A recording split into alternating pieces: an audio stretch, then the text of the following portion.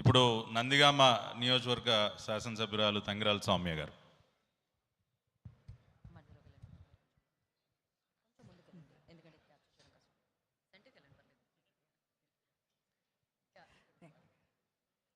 అందరికీ నమస్కారం అండి. మరి దేవీ నవరాత్రుల సందర్భంగా దుర్గమ్మ అమ్మవారు కొలువైన విజయవాడలో మరి ఈ విజయవాడ ఉత్సవం జరపాలని నిర్ణయించిన గౌరవ ముఖ్యమంత్రి చంద్రబాబు నాయుడు గారికి, టూరిజం మినిస్టర్ గారికి, గౌరవ ఎంపీ గారికి మనస్ఫూర్తిగా ధన్యవాదాలు తెలియజేసుకుంటున్నాను అండి.